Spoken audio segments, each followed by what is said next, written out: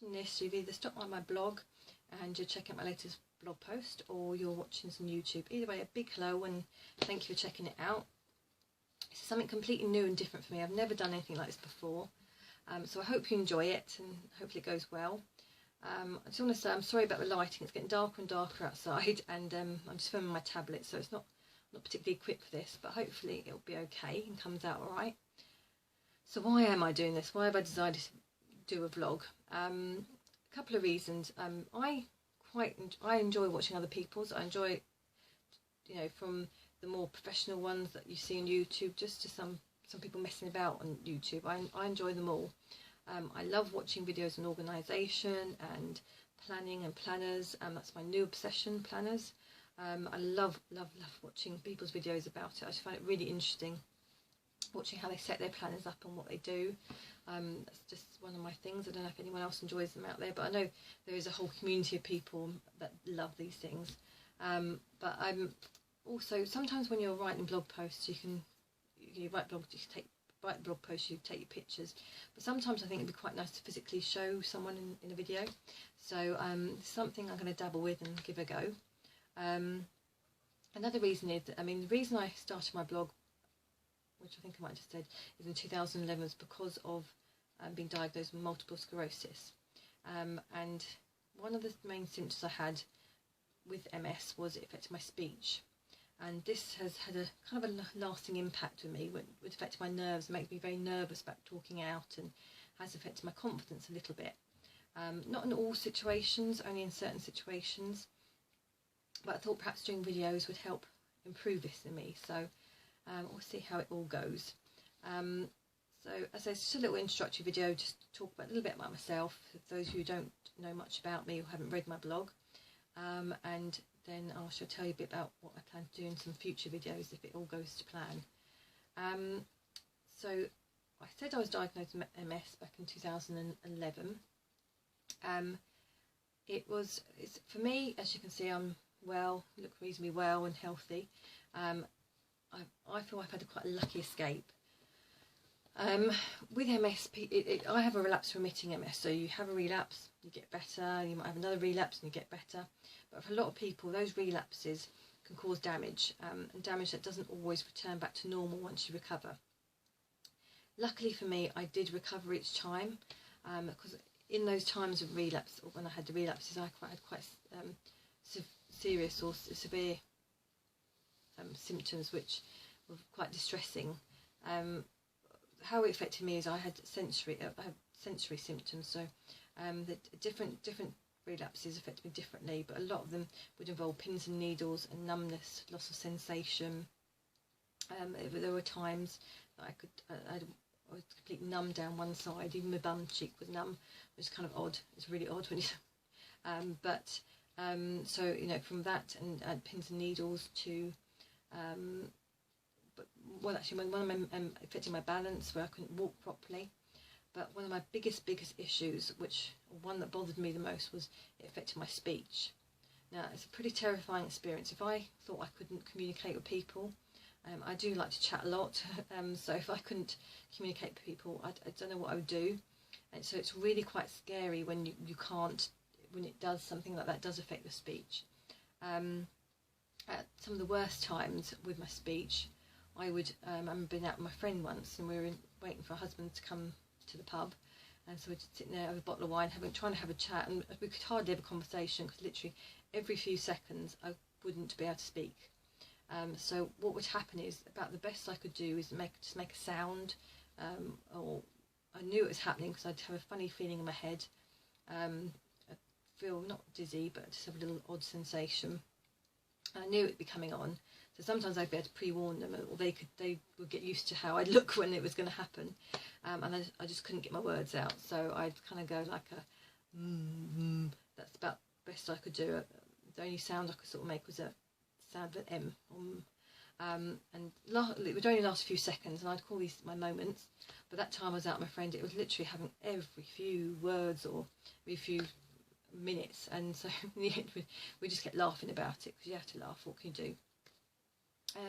But that was one of the bad nights out. It was a good night out, but bad because I couldn't have much of a conversation. But you can see how that can have an impact on someone and make you nervous about talking. Another time, when I had times off sick because of this, but one of the times where I did actually get back to work, as part of, being a nurse, I am a nurse, I work as a nurse, and as nursing, communication is a huge part of your job. One of the main parts in some senses, you have to communicate with people. And then in my last jobs, I just did discharge talks. So at one time when I'd been off sick and with speech problems and balance, came back to work and I was kind of getting better. It still although it was still happening a little bit. And at this point, I didn't know I had MS. I was being investigated for it, or for something. So I didn't actually have any idea what the problem was at that time, and it never crossed my mind at this point that I had MS. But I was doing my discharge talk, and I had a room full of patients, 20 plus patients, and I was chatting to them, and I could feel myself getting nervous. And a bit before then, I'd had a home when things were particularly bad. I'd had a big panic attack, and anyone who has suffered with panic attacks, they know how horrendous they are. They're the most awful things. I have had one proper big panic attack, and the most horrendous thing. I know as a nurse what it was. I could not control myself. I couldn't calm myself down. I couldn't reason with myself. Thankfully, then it was my husband, and then he was my boyfriend, was there, and usually he can calm me down quite a lot, but he couldn't calm me down, and I just had to get him. At that time, I had to just get him called doctor, so I just needed to talk to. I don't know, in my head, I had to talk to a doctor. I did actually calm down in the end, which you always do, but it was the most horrible experience. And once you've had one, you get nervous about it. You almost get anxious about having another one. But during this talk, I could feel myself getting more and more worked up, and I feel that anxiety sort of fluttering up and bubbling inside me. And I thought, why I was panicking is I thought, I'm going to have a speech problem. My speech is going to go funny, which almost brings it upon you, the fact that you're getting so nervous. So I got to the point where I said to the patients, I'll be back in a second, I just need to nip outside. And I went outside and took a few deep breaths, and I thought, what am I going to do? I've got to get through this talk. Do I stop and just go and find someone else to do it for me, or do I just carry on? And I thought, well, what I'm going to do is I'm going to go in and tell them something. So I went in and sort of explained that I'd been off sick, and I'd just gone back, not long been back at work, and I had an illness, a virus that had affected my speech. So,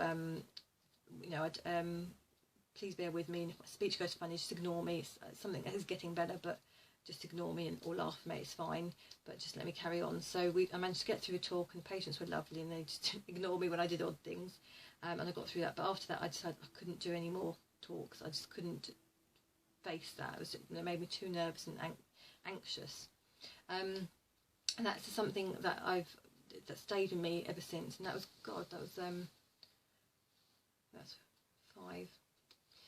that's 6-7 years ago, if not long. No, it's more than that. It's about 8-9 years ago that happened. But for that reason, I do get very nervous speaking out. So, which is why I thought it'd be quite good experience for me to try and do these videos. So that's a little bit about my history. As I say, my MS is very well controlled on my injections, and it's something that I don't tend to like to focus on. That's why I started my blog. But actually, as I discovered the blogging world, I move more and more away from that, really. I don't really talk about it that much. Every now and again I'll do a post about it, but I don't like to. I'm the sort of person, if I get better and something's not causing me any trouble, I kind of like to put it to the back of my head. So generally at the moment, I try not to think about the MS. I just put it back in my head. I'm very lucky. I just I'm always grateful that I've had quite a lucky escape. And I hope that will continue. And a lot of people within 10 years or so of being diagnosed with MS, they will end up with some serious and severe disabilities. So for me, it's extremely lucky, and it's only this weekend when I've been thinking about my video, I actually realised that it has been 10 years since I first ever had symptoms, back in 2005. And at that time, when I was reading things, it did say, within 10 years, someone who's got diagnosed with MS, they often end up in a wheelchair, and that's a pretty scary thought. But looking at me now, I think, God, I'm extremely lucky.